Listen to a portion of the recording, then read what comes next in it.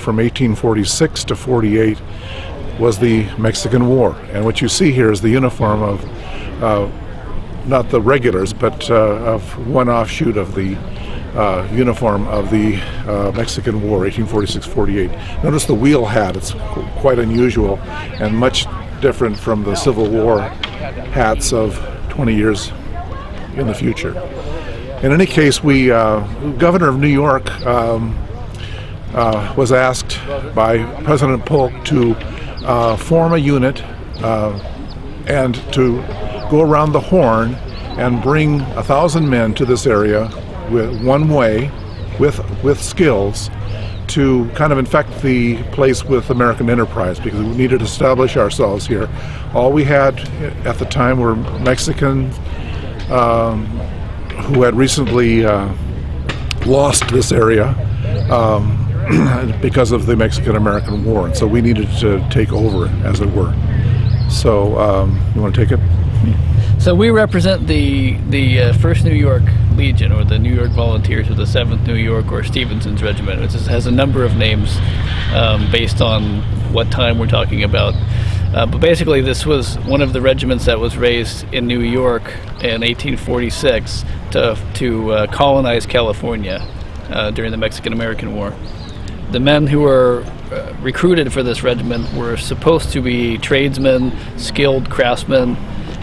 They brought all their tools with them so that they could set up in California and have a sort of a Western presence that was really lacking here, because, as he said, all that was going on here was ranching. There was hides and tallow were the big commodities coming out of California at the time, under the previously Spanish and then the Mexican government. So we are the American enterprise that is injected into the situation. But we're also at the time we were the only fighting force that was available here.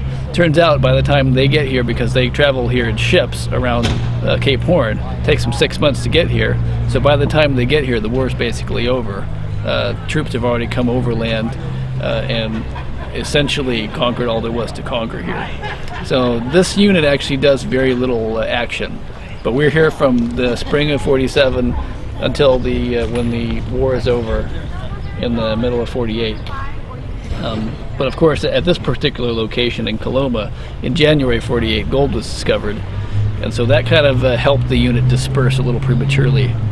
So we today we're representing a little bit of the military, but we've got some of our uniform pieces missing, and because we've left to go to the gold fields, and some of us have already dropped our uniforms entirely. So that's what we're doing today. We are a military unit that came to conquer California, and now we are trying to make our fortune in the gold fields. We were stationed in Sonoma at the old Mexican barracks there, and also in Monterey, and up and down the coast, 1,000 men. This is 600. Well, 600 men. Actually, it took us 6 months to go around the Horn, and many of us started initially with wool pants that matched the uniform.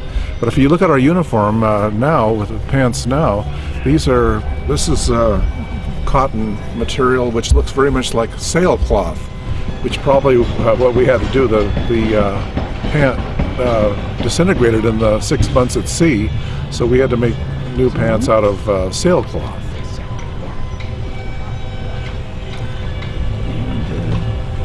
We are represented Hello. by. And I've got my army coat off. I'm going to the mines before the rest of them get there. But I still have my hat and my drum. I don't. The drum makes a good desk for riding home. Okay, David, your turn. Well, I'm not saying anything. I'm just standing here looking pretty. So these I'm are just standing here and look. Get out of the way for old I'm getting out to Tucker. I'm getting out to the gold fields. Get out of the way for old Dan. These are our Tucker. Came muskets. too late to get his supper. We're Supper's over. Breakfast an is over. infantry Look at regiment. that.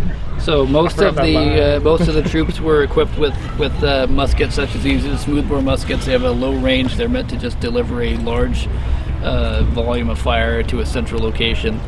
It was the simple Napoleonic tactics. The tactics hadn't changed for 100 years and more before that, and they didn't change after that. So, and then we also are joined by musicians in the form of fifers and drummers. And a 26-piece band. The first New York was bringing everything that was fine about American civilization to Alta California. A 26-piece band, which of course was immediately requested by Pio Pico down in Los Angeles, and they ended up down there. But they also had 2 or 3 field musicians for every company, so there were over 20 fifers and drummers that were with this group, and they kind of keep us around just because it's easier to march to music than just to slog around, one foot in front of the other. So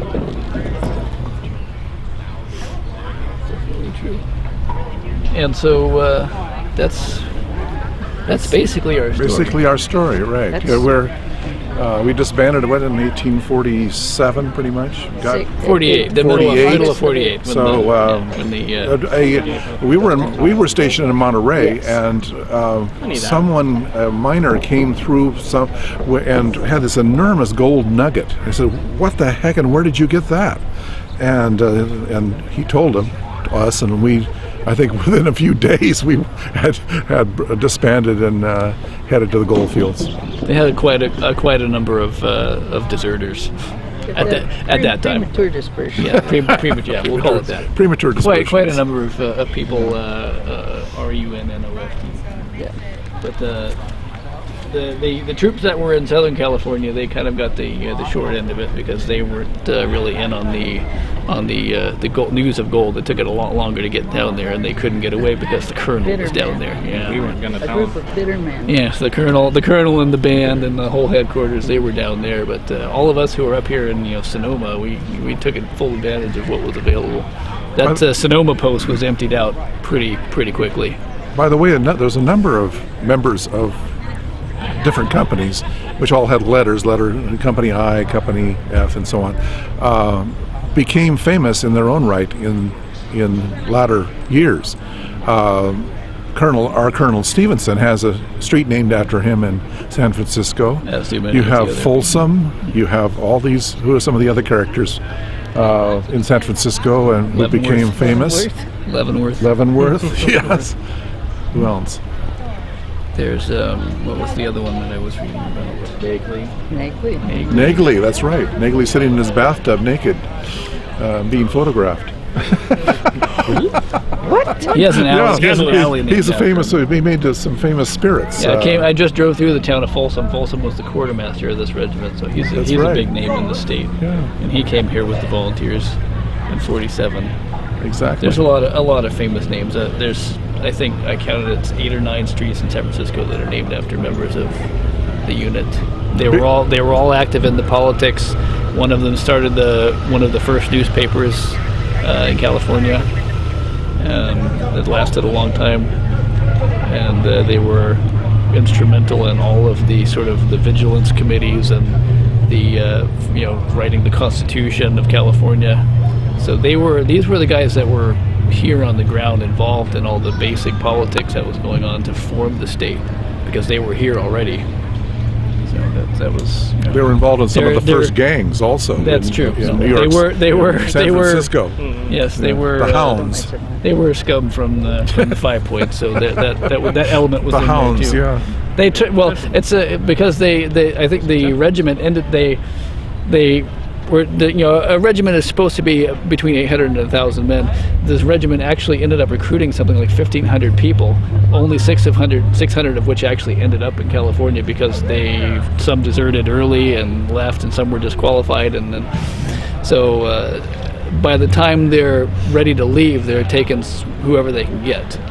So a lot of some of them were the people who they were supposed to get, the tradesmen and the the people Gentlemen who of good character, gentlemen like of good, ourselves. less like Yes. us, yes indeed. And then some of them were the scum from the 5 Points. You can find plaques to the first New York all over California. Two I can think of right away. In front of the old Mexican barracks in Sonoma, there's a plaque to the first New York there. Also, even up here in the gold country, there are very small towns that have plaques. Someone drowned, someone did this, someone did that. 2 or 3 first New Yorkers who were acting pretty much as policemen at this time for the new state of California. You must mention Carson Hill. That's right, Carson Hill. Go ahead. Oh, Carson Hill. Well, one of our members was just out for a stroll up by Columbia and actually stumbled over a huge nugget. Was what, 64 pounds? So Stubbed his toe. yes, and he was one of those miners that were very fortunate, and they commemorated the occasion by naming the hill after him. That's Carson Hill. And so many of the volunteers stayed in California. Many of them were here for the gold rush. Many of them stayed years after. Many of them went home, and some of them were instrumental in later events that happened back east, like the Civil War. Back to Connecticut. Yes, you went back to Connecticut. So You weren't supposed to. yeah, no, know. Major Hardy was a general in the Civil War, one of the officers. Oh, Hardy, that's right. Yeah, so there were a few, and quite a Confederate. few of them actually went back, but they had to make their own way back because they had a one-way ticket here to begin with, and that was part of the deal. But you know, once the gold rush started, money was everywhere. It was not a problem. Yeah, these guys were the 48ers. 49ers, they came too late. By the time Yeah. 49ers come around, You have you're industrial not picking up mining. gold out of the streams anymore. Yeah, you you're have gonna to industrial do some gold hard mining. work to get it, but these guys just found it laying around in the streams. Some of them became exceedingly wealthy. It's time to go find some. Let's go find some gold. Let's go. Let's go check, see if there's any gold left.